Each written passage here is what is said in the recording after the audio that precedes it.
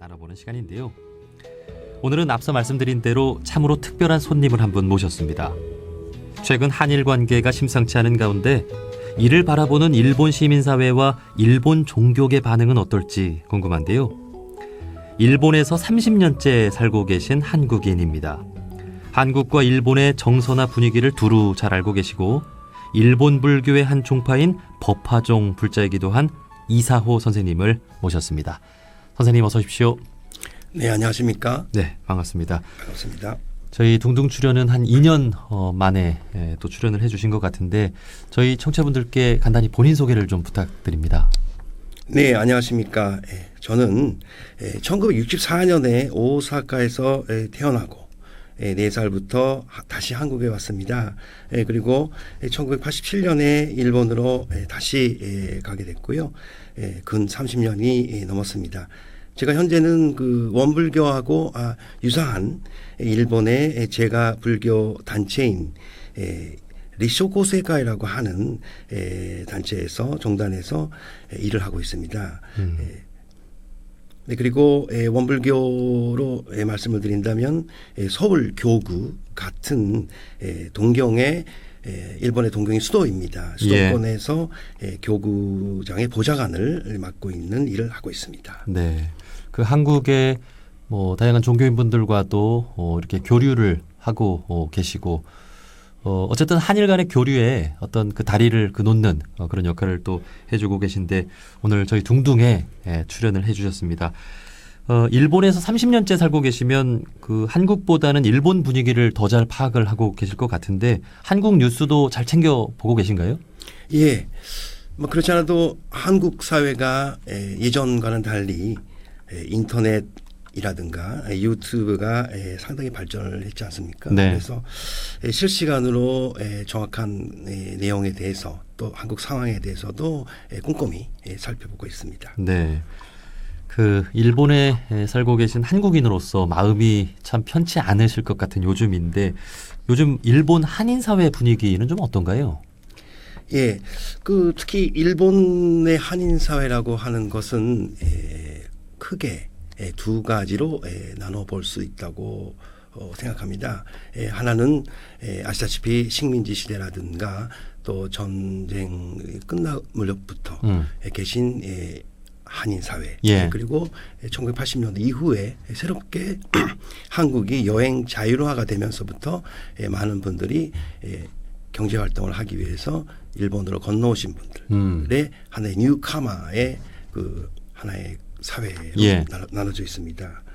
그래서 그분들이 한국과 일본의 관계가 개선이 되면 또 많은 또 일본 분들이 그 경제 활동에 참여를 하시고 또 많은 음식점이라든가 또 많은 그 물품들이 판매가 되는 부분이 있습니다만 아시다시피 한일 관계가 경색이 되면 또 거기에 영향을 받고 있다고 할 수 있겠습니다. 네. 그러니까 지금 우리나라에서도 일본 제품 그 불매운동 참여율이 굉장히 높은데 일본에 살고 계신 한국인 분들도 그에 따른 좀 피해를 볼 수밖에 없다라는 말씀이신 거죠? 네, 그렇게 되겠습니다. 왜냐하면 그 특히 일본 시민사회라고 하는 것은 특히 꼭 집어서 말씀드리기는 어렵겠습니다만 그 정부가 이야기하고 있는 그 내용들이라든가 또 그 특별히 그 매스컴을 통해서 나온 내용들을 보고 영향을 받을지 않을 수는 없다고 생각합니다. 그래서 아시다시피 그 겨울 연가 이후에 수많은 그 한국의 문화 또 한류 문화가 상당히 많이 일본 전국에 퍼져나가고 있는데요. 그렇기 때문에 본인은 상당히 한국을 선호하기도 하고 또 관심을 갖고 있기도 하지만 또 한일 관계가 경색이 되거나 또 남북한 문제 같은 위기 상황들이 고조가 되면 그 스스로는 좀 걱정을 하고 또 여행을 가려고 계획했던 사람들도 그런 여행에 대한 그런 조치가 뭐 금지 조치는 아니지만 좀 그 주의 사항이 내려오게 되면 좀 거기에 대해서 영향을 안 받을 수는 없다고 보고 있습니다. 네. 자, 이제 일본이 한국에 대한 수출 규제를 한 것이 한 달이 넘어가고 있습니다. 반도체 소재 3개 품목에 대한 수출 규제가 화이트리스트 배제로 이어졌고 한국에서는 일본 제품에 대한 불매 운동에 나서고 있는데요. 우리나라에서는 꽤 심각하게 받아들이고 온 국민이 관심을 좀 보이고 있는데 일본 시민사회의 분위기는 어떻습니까? 예. 사실 그 일본이라고 하는 사회의 그 자체는 상당히 다양화되어 있는 사회라고 볼 수 있습니다. 말하자면 그 경제도 대기업, 그 중소기업, 그것이 다 업종별로 나눠져 있고 또 사회가 상당히 경제적으로도 안정된 사회라고 볼 수 있습니다. 그렇기 때문에 물론 일본도 거품 경제 이후에 1980년도 이후에는 현재까지 잊어버린 20년이다. 일본의 경제를 되찾자 해서 현 정권인 아베 자민당 정권이 경제를 부흥하고 싶다고 해서 일본의 시민사회나 일본의 시민들의 그 응원을 가지고 집권을 하고 현재까지 장기 집권을 하고 있는 상황이지만 그렇다고 하더라도 그 일본 사람들의 개인적인 생각 속에서 반도체의 소재 품목의 그 세 가지에 대해서 규제를 하고 있다는 부분을 사실은 잘 이해하지 못하고 있는 부분이 상당히 많습니다. 또 수출 규제 자체가 일어났다는 것에 대해서 한국이 그렇게까지 민감하게 반응을 할 이유가 도대체 어떤 부분에서 그 부분이 그 결과적으로 불매운동이 되고 여행을 안 오고 하는 부분이 왜 일본 사람들에게는 한국 사람들이 민감하게 반응하고 있는가 하는 것을 정확하게 이해하고 있다고 보지는 않습니다. 예, 그러니까 우리나라는 온 국민이 꽤 심각하게 받아들이고 있고 그런 상황인데 일본 국민들은 그에 반해서 뭐 잘 알지 못하고 큰 관심을 보이지도 않는 그런 상황이라는 말씀이신 거죠? 예, 그렇습니다. 예, 그 어쨌든 그럼으로 인해서 일본 여행을 가는 한국 관광객들도 현재 줄어든 것으로 나오고 있거든요. 일본 제품에 대한 불매 운동 참여율이 80%를 넘는다고 하는데 이에 대해서 일본 내에서는 뭐 별다른 그런 반응이 나오고 있는 건 아닌 거란 말씀이시죠?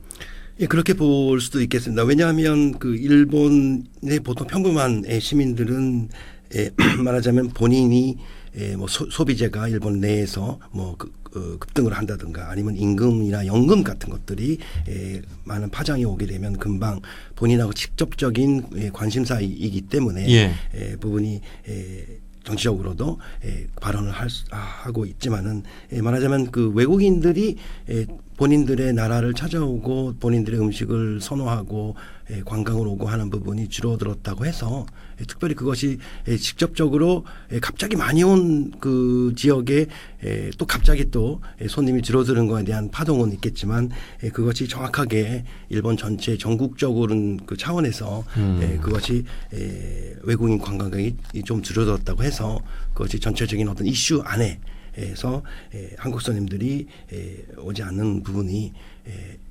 도대체 그 이유가 뭘까 하는 부분을 정확하게 이해를 하고 있지 않다고 저는 보고 있습니다. 네, 그 우리로서는 참으로 가슴 아프게 들려오는 그런 말씀인데 어쨌든 일본의 주요 관광지에 한국인 관광객이 줄어든다고 하더라도 그것이 일본 전체에 주는 영향이라든지 관심도는 적을 것이다.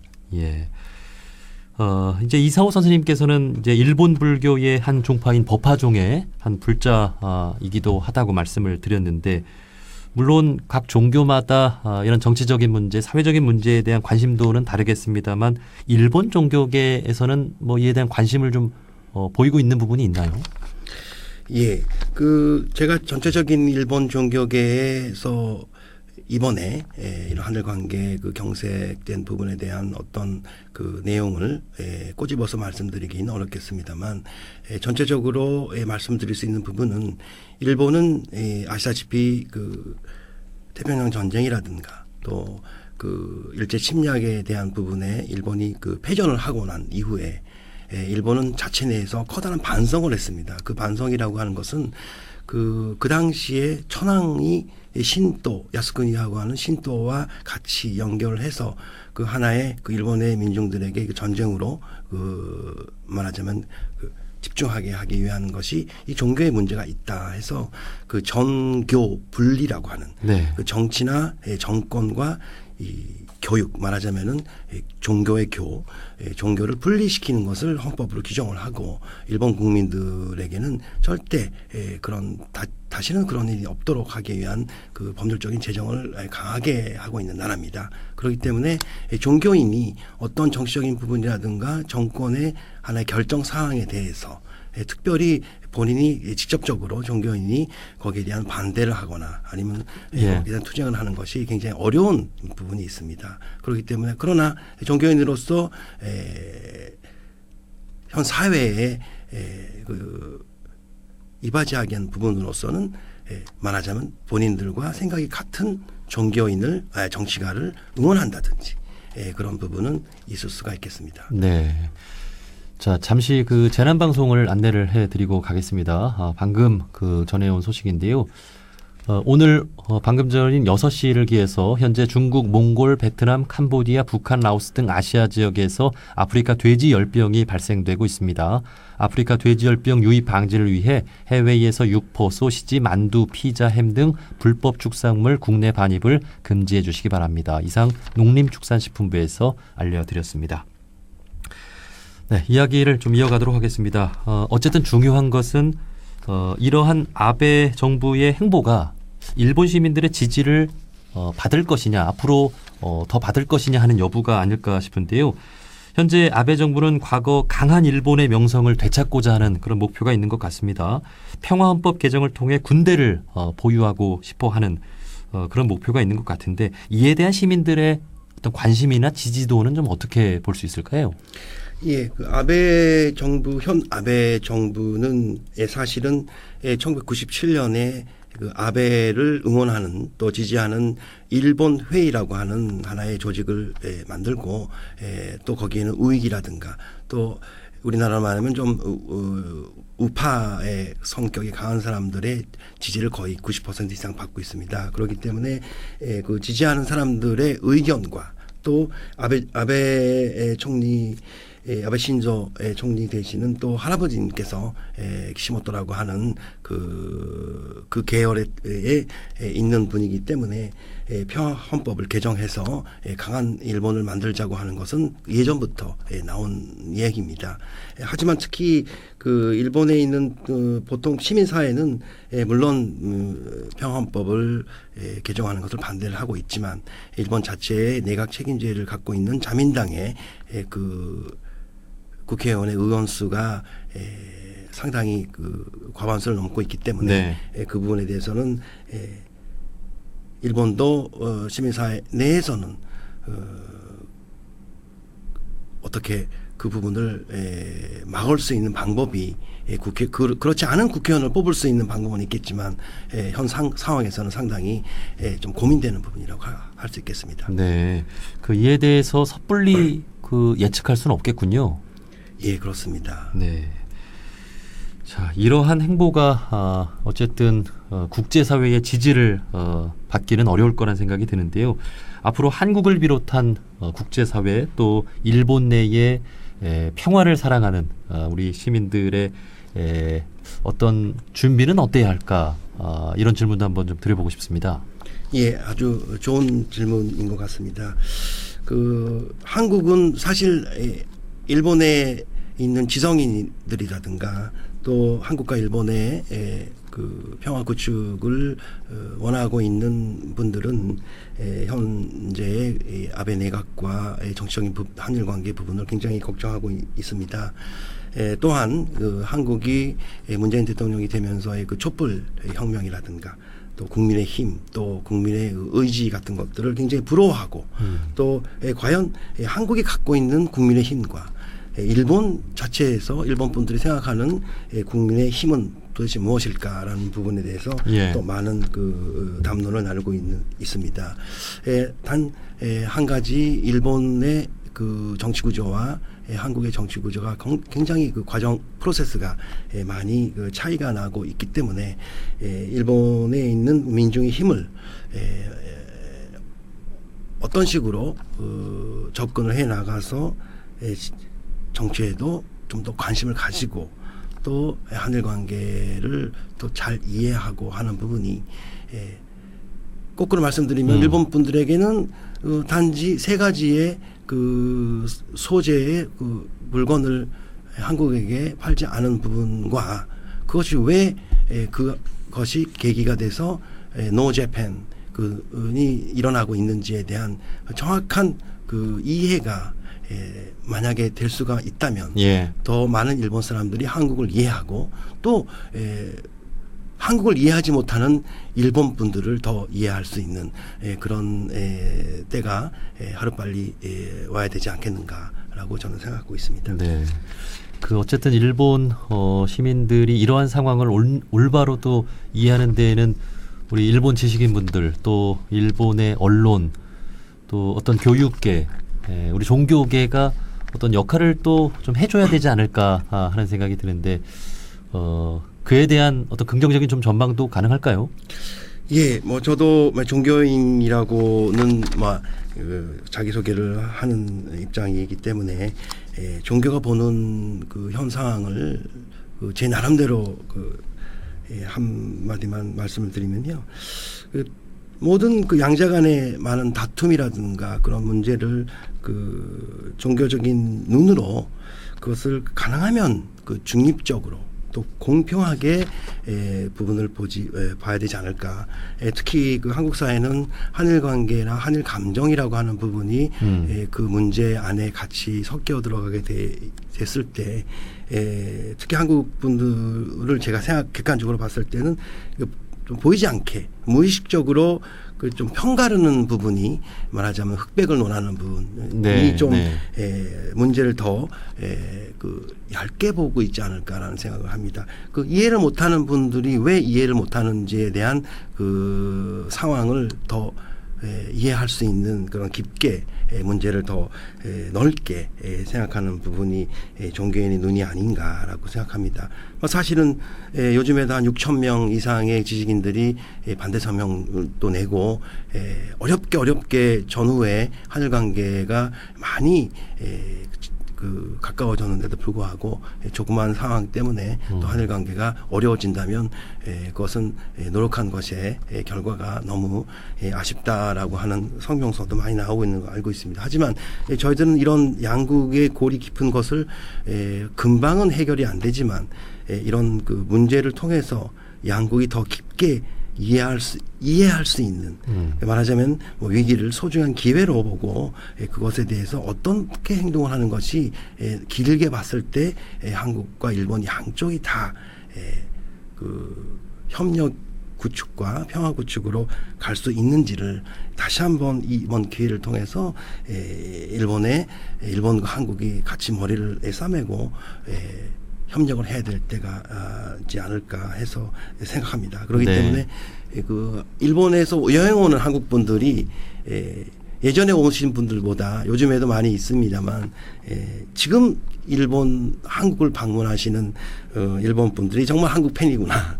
그 지금 일본을 방문하시는 분들이 정말 일본 팬이구나라고 그런 생각도 듭니다. 네. 그래도 아직까지는 그 일본 분들은 뭐 한국 여행을 자제하고 이런 분위기는 아니죠, 아직은? 사실은 제가 어제 그 한국에서 일본에서 한 35명 되는 그 20대, 30대, 40대 관광객을 만나 뵀습니다.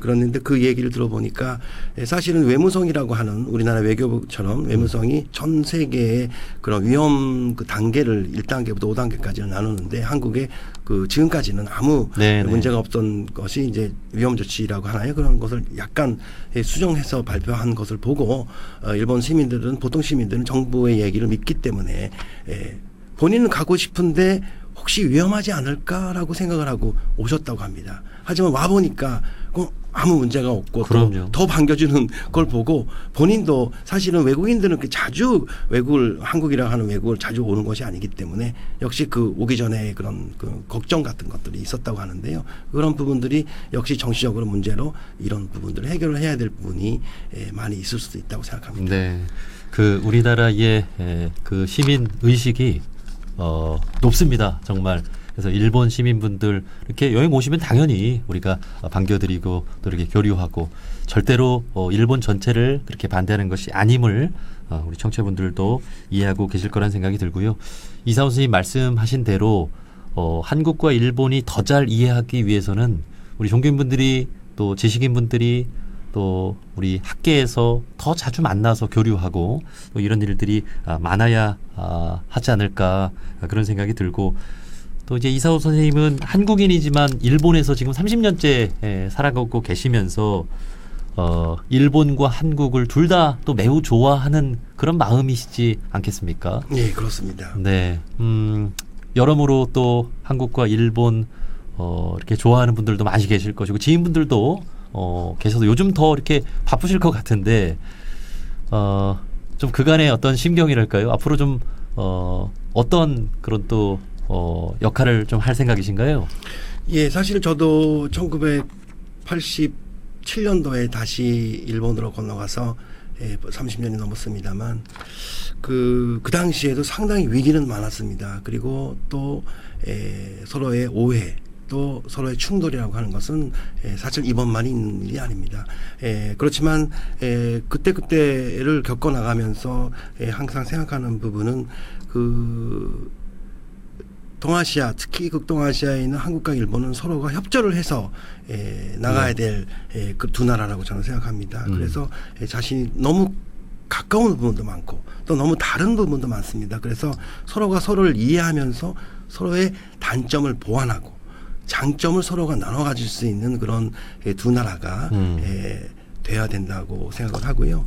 자신이 원하는 것이 일본이든 미국이든 자신이 원하는 곳에 자유롭게 여행을 갈 수가 있고 또 자신이 또 즐길 수 있는 또 본인이 경험할 수 있는 것을 자유롭게 경험할 수 있는 그런 그 국제관계 또 나라와 나라의 관계가 하루빨리 그 진행이 돼야 될 것 같고요. 특히 한국과 일본은 너무 가까운 나라이기 때문에 네. 그런 부분에서 더 협력을 해서 동아시아의 많은 제반 사항 또 문제들을 한국과 일본이 서로 힘을 합쳐서 나가야 된다고 생각합니다. 그러기 위해서는 가장 필요한 건 서로의 이해가 필요하니 그 이해를 하기 위해서는 서로가 좀 깊은 대화를 지금이야말로 한일이 서로 지식인들이 만나서 대화를 나누고 또 대화에 대한 내용을 더 추려나가야 될 그런 지금이 절호의 기회가 아닌가라고 저는 생각합니다. 네. 그러니까 우리가 사람이 미우면 안 만나면 그만인데 사실 한국과 일본은 이렇게 붙어 있기 때문에 안 만날래 안 만날 수가 없고 또 이렇게 협력하지 않으면 그 상생의 미래를 또 만들어 나갈 수가 없잖아요.